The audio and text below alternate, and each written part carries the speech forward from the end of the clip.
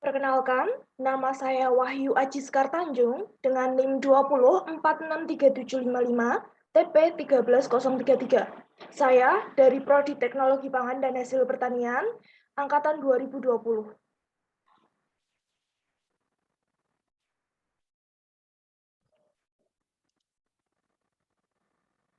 Di sini saya akan memaparkan hasil review jurnal lipid dengan judul Impact of Heating Treatment on Physical Stability and Lipid Protein Co-oxidation in Oil in Wet Water Emulsion Prepared with Soy Protein Isolates. Dalam presentasi ini, saya akan memuat 4 hal, yaitu introduction, material and method, result and discussion, dan conclusion. Masuk pada pembahasan pertama, yaitu introduction. Di introduction, saya akan membahas mengenai kandungan dan manfaat kedelai, isolat protein kedelai, perlakuan panas dan emulsi yang distabilkan, oksidasi protein serta kooksidasi lipid dan protein, serta yang terakhir adalah tujuan penelitian ini. Masuk pada subbab pertama, yaitu kandungan dan manfaat kedelai. Kedelai mengandung sekitar 40% protein dan 20% minyak dalam bentuk kering, dikenal luas memberikan nilai gizi yang baik, sifat fungsional, serta efek kesehatan yang baik juga. Antara lain yaitu sebagai pembentuk gel, pengemulsi yang sangat baik, kapasitas untuk menahan air dan minyak yang baik, serta komponennya yang bermanfaat secara fisiologis yang dapat menurunkan kolesterol dan mengurangi risiko hiperlipidemia dan penyakit kardiovaskuler.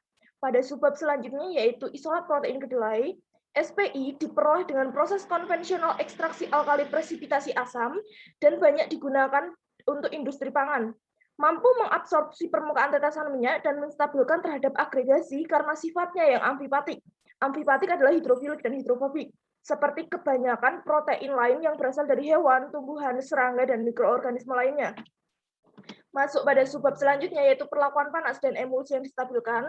Sebelumnya sudah banyak penelitian mengenai emulsifikasi, tapi penerapan kedelai sebagai pengemulsi masih sangat terbatas karena beberapa kekurangan dari kedelai sendiri. Antara lain, kelarutan yang buruk dari mayoritas kedelai dan karakteristik konformasi yang sangat bervariatif. Oleh karena itu, perlakuan panas dilakukan sebagai salah satu metode pretreatment protein, di mana protein globular didenaturasi dan diagregasi, hingga nantinya kelompok hidrofobik yang terkubur dalam keadaan asli akan terpapar. Kemudian menyebabkan peningkatan hidrofobisitas permukaan dan penurunan muatan bersih, di mana denaturasi parsial dan pembukaan struktural berikutnya dari protein globular pada pemanasan menguntungkan untuk sifat pengemulsinya.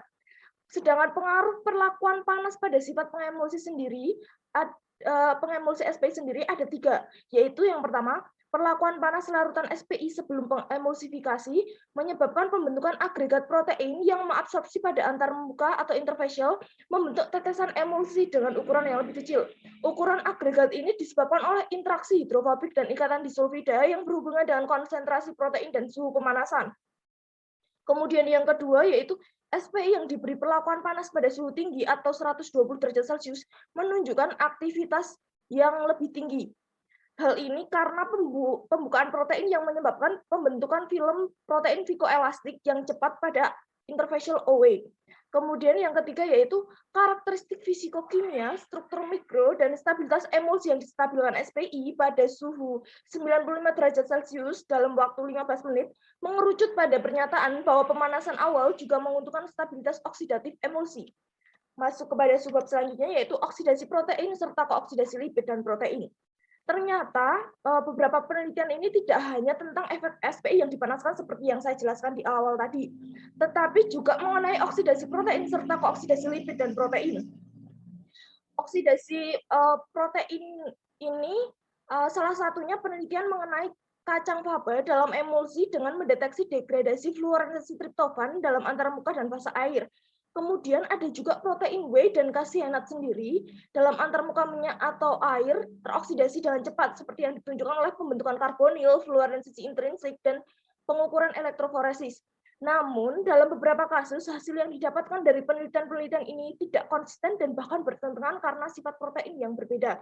Oleh karena itu, tujuan dari penelitian ini mengerucut pada 3 hal, yaitu yang pertama, menyelidiki pengaruh pemanasan SPI pada suhu yang berbeda, 70 derajat Celcius, 90 derajat Celcius, dan 120 derajat Celcius, terhadap stabilitas fisik emulsi selama penyimpanan. Yang kedua, mengukur oksidasi lipid dan protein dalam periode penyimpanan emulsi. Dan yang ketiga adalah mengevaluasi hubungan antara partisi protein, baik dalam fase air atau fase minyak, dan kooksidasi lipid dan protein. Masuk kepada topik kedua, yaitu material and method. Di sini saya akan membahas mengenai material, persiapan SPI, persiapan emulsi OW, karakteristik emulsi, pemulihan fase berair dan krim, penentuan oksidasi lipid, penentuan oksidasi protein dan modifikasi struktural, serta analisis statistik. Masuk pada subbab pertama, yaitu material yang digunakan dalam penelitian ini, itu ada bungkil kedelai tanpa lemak yang diperoleh dari Shandong Yuan Industrial, kemudian ada minyak jagung dari supermarket di Guangzhou, China, kemudian ada tas dialisis, ini diperoleh dari Yuanjie Biotechnik, kemudian ada nil merah, nil biru kolorida, 2-metil 3-heptanan dan gliserol, diperoleh dari Sigma Aldrich. Kemudian untuk reagen lainnya diperoleh dari Beijing Jingguo Changsheng Bioteknologi. Lanjut kepada metode, di mana metode pertama yang dilakukan adalah persiapan SPI. SPI yang akan disiapkan ini nantinya akan mengandung 92% protein. Yang pertama kali dilakukan adalah SPI diekstraksi dengan presipitasi asam ekstraksi alkali dengan pH diatur menjadi 7 dengan 2,0 mol NaOH. Dispersi SPI yang dinetralkan, kemudian didialisis selama 48 jam dan dikeringkan beku.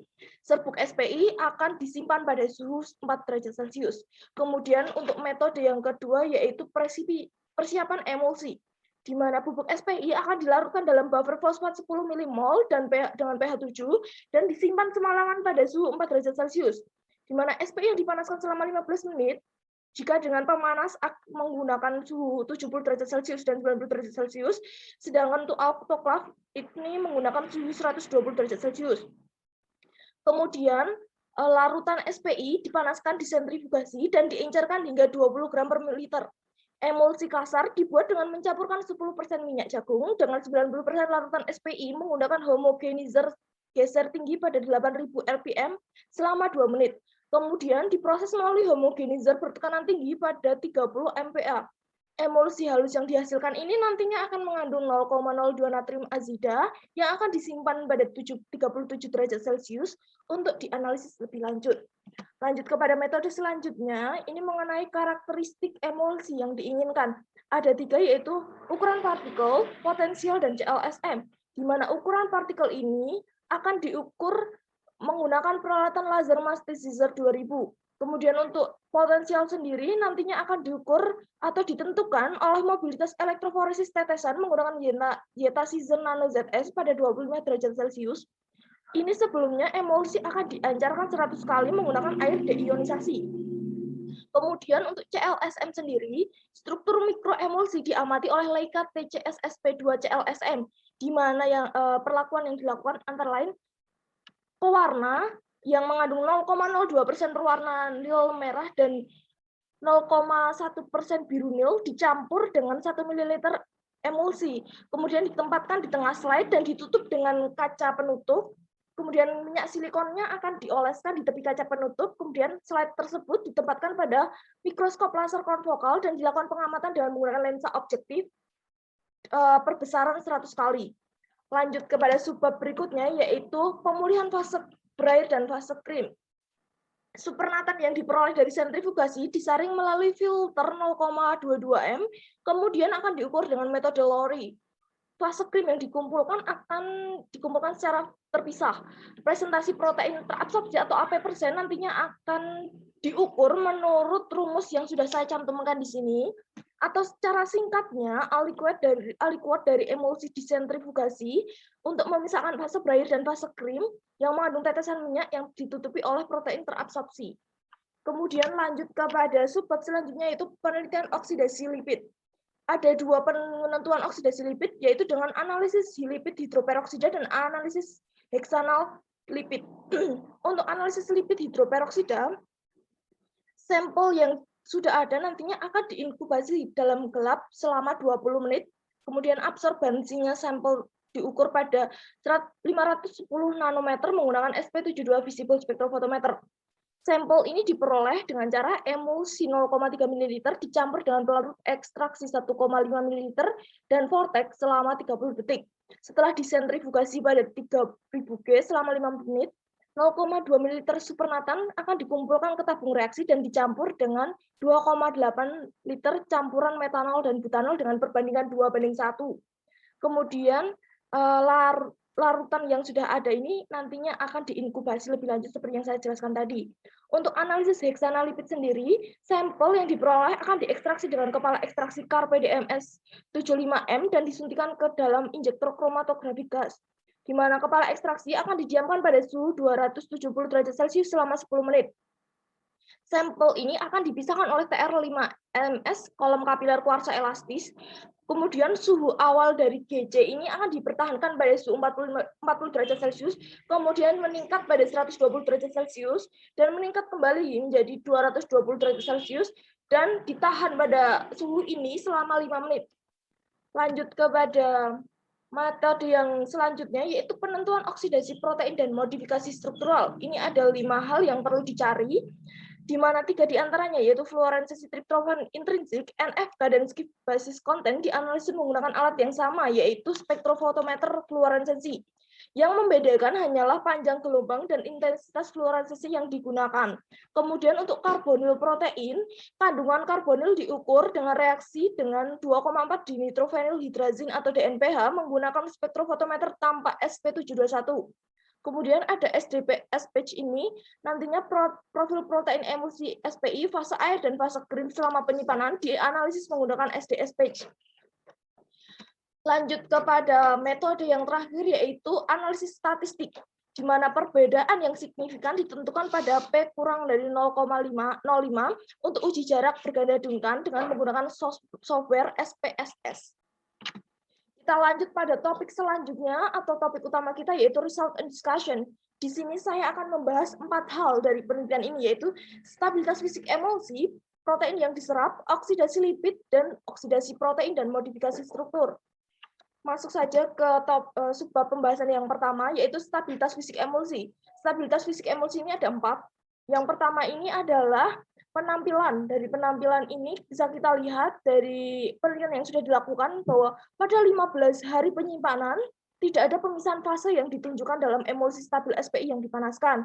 Pada 30 hari penyimpanan ini krim muncul dalam emulsi stabil SPI yang dipanaskan pada suhu 70 derajat Celcius. Kemudian pada 60 hari penyimpanan tidak ada pemisahan fase makroskopik yang ditampilkan dalam emulsi yang mengandung SPI yang dipanaskan 90 derajat Celcius dan 120 derajat Celcius. Kemudian untuk stabilitas fisik emulsi yang kedua ini dilihat pada ukuran partikelnya. Dari tabel ini, maka dapat disimpulkan bahwa hasilnya penggunaan SPI yang dipanaskan sebagai pengemulsi secara signifikan menurun P 0,05 ukuran partikel tetesan minyak untuk semua waktu penyimpanan baik pada 0 hari, 12 hari maupun 25 hari. Dan suhu pemanasan SPI berkorelasi negatif dengan ukuran partikel. Hal ini karena perlakuan panas meningkatkan paparan asam amino hidrofobik yang terkubur dalam protein asli, yang akibatnya adalah menghasilkan penurunan tegangan interfacial yang cepat dan memfasilitasi pemecahan tetesan dan mengurangi ukuran tetesan. Tetesan yang lebih kecil ini ternyata juga berkontribusi pada stabilitas fisik emulsi dan memperlambat pemisahan gravitasi. Dilanjut pada stabilitas fisik emulsi yang ketiga, yaitu potensial. Dari grafik ini didapatkan hasil bahwa semua emulsi memiliki nilai potensial negatif yang kuat atau lebih dari 25 MV. Dan tidak hal ini karena pH mereka lebih tinggi dari titik isoelektrik SPI dan tidak ada perbedaan yang signifikan pada P 0,05 yang diamati pada potensial emulsi segar. Nilai absolut potensial sendiri untuk semua emulsi SPI secara bertahap meningkat sebelum 16 hari dan kemudian menurun. Oleh karena itu, sifat muatan lapisan permukaan yang mengandung SPI ini tidak dapat mempengaruhi stabilitas fisik emulsi selama penyimpanan pada penelitian ini. Lanjut kepada stabilitas fisik emulsi yang terakhir, yaitu CLSM. Dari gambar ini didapatkan bahwa emulsi yang distabilkan oleh SPI yang dipanaskan pada suhu tinggi, yaitu 90 derajat Celcius dan 120 derajat Celcius, menunjukkan ukuran tetesan yang lebih kecil daripada yang distabilkan oleh SPI yang tidak dipanaskan dan pada suhu 70 derajat Celcius. Sesuai dengan asumsi yang menyatakan bahwa SPI yang dipanaskan kondusif untuk pemecahan tetesan dan ukuran tetesan kecil. Emulsi stabilisasi SPI yang dipanaskan pada suhu tinggi ini menunjukkan stabilitas fisik yang lebih baik, sedangkan fluktuasi tetesan dan koalesensi diamati pada emulsi yang distabilkan oleh pemanasan itu sendiri. Lanjut kepada subbab selanjutnya, yaitu protein yang diserap. Dari grafik ini terlihat bahwa AP dari emulsi ini berada dalam kisaran 40-80%, di mana AP persen meningkat dalam periode penyimpanan. Dan AP persen tertinggi berada saat penyimpanan atau pemanasan emulsi SPI dalam suhu tinggi yaitu 90 derajat Celcius dan 120 derajat Celcius. Hal ini menunjukkan bahwa emulsi stabilisasi SPI yang dipanaskan pada suhu tinggi menunjukkan stabilitas fisik yang lebih baik karena lebih banyak protein yang menutupi interfacial minyak air yang dapat mencegah fluktuasi penghubung. Kemudian pada subbab selanjutnya yaitu oksidasi lipid, dapat ada dua grafik, di mana grafik A menyatakan bahwa emulsi asli yang distabilkan SPI menunjukkan kandungan hidroperoksida terendah selama penyimpanan pertengahan dan akhir atau lebih dari 7 hari, dan bahkan penurunan terjadi pada periode pertengahan penyimpanan, yaitu pada 7-11 hari. Dalam penelitian ini tidak ada perbedaan signifikan dalam kandungan hidroperoksida yang ditemukan antara emulsi yang baru disiapkan dan kenaikan terus-menerus diamati dalam emulsi stabil SPI yang dipanaskan dalam penyimpanan. Kemudian untuk grafik B sendiri, ini menunjukkan bahwa kandungan heksanol tertinggi muncul pada emulsi asli yang distabilkan SPI, sedangkan emulsi stabil SPI yang dipanaskan memiliki tingkat heksanol yang lebih rendah. Hal ini menunjukkan bahwa kandungan hidroperoksida terendah dari emulsi asli yang distabilkan SPI dihasilkan dari degradasi hidroperoksida. Lanjut kepada pembahasan selanjutnya, yaitu oksidasi protein dan modifikasi struktural. Ini ada 5 hal. Yang pertama ini mengenai fluoresensi triptofan intrinsik. Dari keempat grafik yang dihasilkan, menyatakan bahwa SPI yang dipanaskan pada suhu 90 derajat Celcius dan 120 derajat Celcius menghasilkan panjang gelombang emisi maksimum yang lebih tinggi daripada SPI asli dan SPI yang dipanaskan pada 70 derajat Celcius. Ini menunjukkan bahwa SPI yang dipanaskan pada suhu tinggi membawa tingkat denaturasi yang lebih tinggi pada lapisan permukaan OW. Meskipun perubahan konformasi pada SPI sendiri yang terabsorpsi dapat terjadi selama penyimpanan. Kemudian untuk yang selanjutnya mengenai oksidasi protein dan modifikasi struktur, ini ada NFK. Pada grafik A ini yang menunjukkan NFK konten.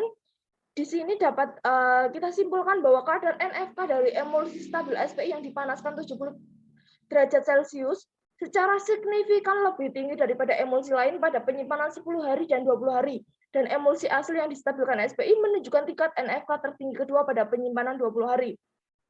Kemudian untuk grafik B yang menyatakan karbonil konten ini mengarah kepada pernyataan bahwa emulsi stabil SPI yang dipanaskan 70 derajat Celcius menunjukkan kandungan karbonil tertinggi, dan emulsi asli yang distabilkan SPI menunjukkan kandungan karbonil tertinggi kedua. Dengan demikian, peningkatan protein terabsorpsi selama penyimpanan juga mempercepat oksidasi SPI. Kemudian untuk grafik C sendiri ini menunjukkan skip base konten, di mana dari penelitian ini kita dapat mengambil data-data bahwa emulsi asli yang distabilkan SPI menunjukkan tingkat basa skip tertinggi setelah 20 hari penyimpanan. Dan emulsi SPI yang dipanaskan 70 derajat Celcius juga menunjukkan kandungan basa skip yang relatif lebih tinggi dalam 15 hari pertama penyimpanan.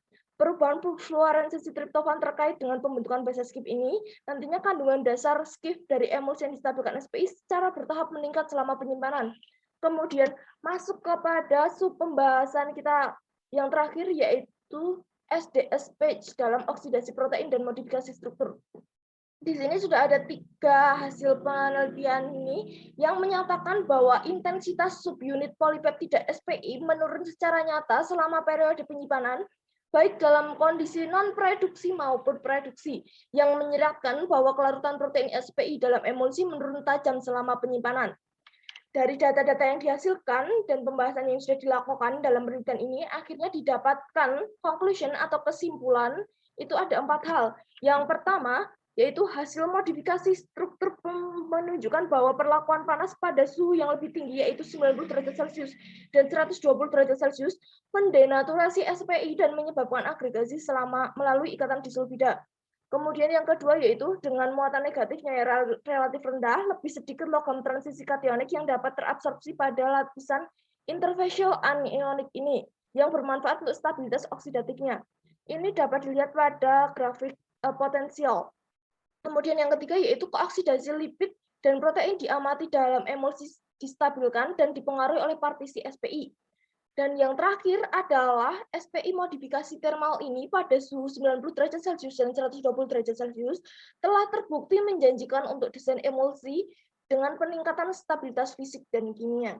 Sekian presentasi yang dapat saya sampaikan mengenai review jurnal lipid yang telah saya lakukan. Terima kasih banyak dan apabila ada kesalahan kata saya mohon maaf. Selamat